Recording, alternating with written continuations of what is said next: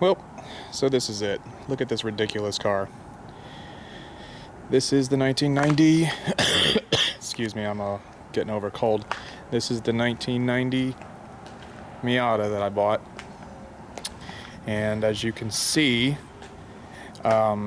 somebody decided that they would make this a hoon, and it is a hoon. And it's gonna take a little work to get it back to its original glory.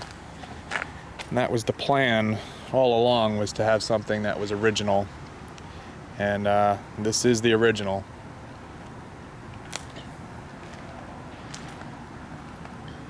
So we're gonna do a little walk around, show all the silly things he did to this car, and maybe we'll get an idea of what we're gonna be doing over the next couple of months. So yeah, that's what's going on. Motor seems strong, and the interior is in much better condition than I would have hoped for a car being 26 years old. The dash is kind of cracked up a little bit, but he does have that cover on there. I'm not sure if I'm going to keep that or not. Instrument panel looks really good. And you can see there the original miles are was at 111,900, so really good mileage for a 26-year-old car as well. A lot of these original Miatas have upwards of 200,000 on the dial. The top is new within a year, so that's not going to be a problem. Although it doesn't have the zipper window, which would have been nice, because that forces the window to fold every time you put the top down, and I don't anticipate having the top up very much. So we'll take a little spin here. The motor, for the most part, is completely stock. He hasn't done anything to it, which is a good thing. So reliability is going to remain. Not so sure what's going on with the brakes and the calipers. He said that he's never changed them. Excuse me, the brakes and the calipers. Rotors, excuse me. Brakes and the rotors. He said he's never changed them. I can believe that after driving it and feeling that the car has almost no brakes. So there's that. I already have replacement pads and rotors on the way. So let this be a lesson to you. Change your rotors once in a while. Change your pads a lot more often.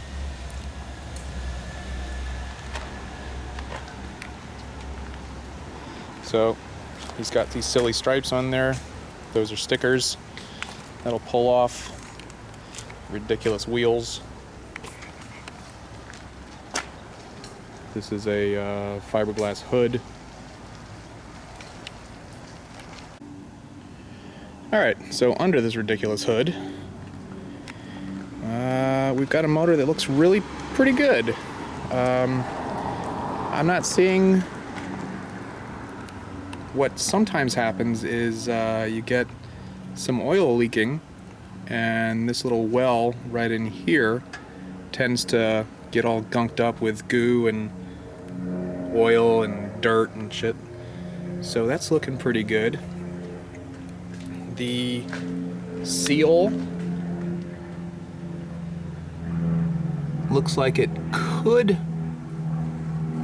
possibly be an issue with a little bit of gunk seeping out of the head gasket or cam cover gasket, but otherwise it looks pretty good.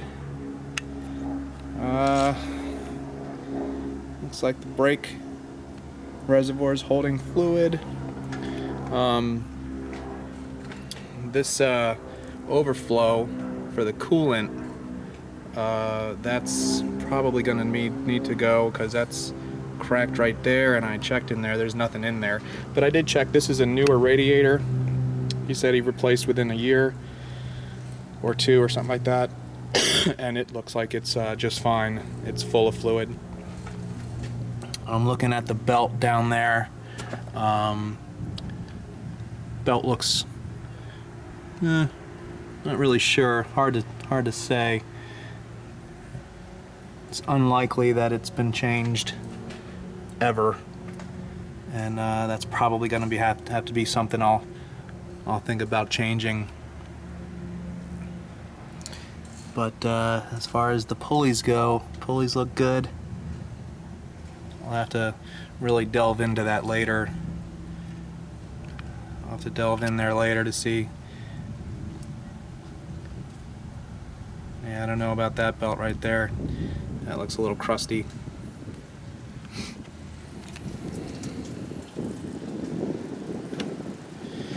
And then we've got the washer fluid, but unfortunately there's water in there, but it doesn't go anywhere because he has with this hood there are no jets. So the motor seems strong. It's a 1.6, and it drove pretty good last night. Okay, so let's take a little look at the interior here. See what he's done to this. He's got some side sills there, which is nice because a lot of times those get banged up when you get in and out of the car. Steering wheel is in pretty good condition. It does have some wear up here. I don't know if I'll be doing anything about that. The door panels are surprisingly good condition. There is one little cut there on the armrest, but I am considering removing those armrests altogether and just putting a pull strap, but we'll see about that. And not really sure why, but he saw fit to put these to put this harness in. Now he told me that these that this doesn't work, but it sure appears to. So I don't know. I'm not totally sure what that's all about. I'm gonna do what I can to be removing that mess out of there. And then we've got the center, what's called tombstone here. He's put in a giant thing that I don't want. And then obviously, you know, you gotta have your video screen in the passenger side just cause. I have no idea why anybody would do that, but I guess it's kind of unique for a Miata. What's strange is, like, if you're sitting there, this thing opens up into your legs. I'm not really sure how that works, but okie dokie. So that's likely going. We're gonna need to do something about this. So these are the pedals down here. The clutch is almost completely gone, and the brake pedal, that is completely worn flat. Together, the whole braking system of this car is just dangerous. So I guess that's what I wanted with this car. I wanted a little bit of danger, and that's what I got. Now this is nice that this housing right here is, well, it's coming off, but I'll have to look into that. But that's cool because I may want to replace these gauges, and to get into those gauges you got to take that shroud off. Since it's already falling off, that might be a good thing. So we have everything looking good here, everything looking good there. the shifter, the knob, everything functions just perfectly well. And and oddly enough, and this is bizarre to me, but the carpet is in really good condition. So this kid cared a lot about this car.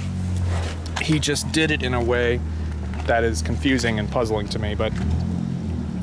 And the last thing we'll do is we'll check out the trunk, and I'll show you what's going on back there. This wing, we'll get to that. Anyway, so in the trunk, well, we have this. And that's gonna go. That's gonna have to go. All that does is add a ton of weight in the back, and that's nothing that a 1.6 liter motor needs to deal with. So that's gonna get pulled. This wing is gonna go. So if you want that, I'll give it to the first person that comes and gets it. So this is the journey. This is the car. And I hope that I'm going to do some fun things. I hope that I'm going to do some entertaining things, and maybe we'll even learn something along the way. One of the big plans is to drop it an inch or two, because it's kind of monster trucking right now on those big wheels. So a suspension package is in the plan at some point. I may go with a cold air intake. And I understand that doesn't really do anything for power, but it does make a difference with how it sounds. I'll just take a quick look underneath to see what we can see. I don't know. It looks to me pretty good. Hard to really know what I'm looking at, though. So unfortunately, I can't speak intelligently about that until I do a little more research and kind of look around. An exhaust might be in the cards, but again, that's going to be a new frontier for me, because I don't know anything about welding, and I do plan on doing as much of the work on this as I can by myself without having to take it to places. And again, these brakes, man, I don't know how they survived. The owner told me that he's owned this car since it was about 20-some thousand, and it has 111 on it now. And he said he never changed the brake pads. I don't see how that's possible, but whatever. So there we have it. I'm gonna take a quick look. Something that's interesting is something that almost always goes wonky on these older Miatas is you start getting rust and rot in these areas right here by the wheels, especially this front wheel, because especially if you live in a northern area, you're driving around a lot with salted roads for wintertime. So the salt gets up in there and it starts just rotting, just completely rotting this metal away. And I've seen a couple of videos where people have had to have machine shops cut pieces, weld pieces together, grind it all down, and then repaint. But this one does not have that problem, and that is a huge relief, because I am not interested in learning how to weld and Bondo and all that garbage. So much of what you see here that's ridiculous is just basically bolt-on stuff that's going to be just as easy to bolt off. And I'm really kind of excited about this journey. So there you have it. I'll kind of explain how I got to here in a different video, or maybe in the beginning of this video. And thanks for coming along.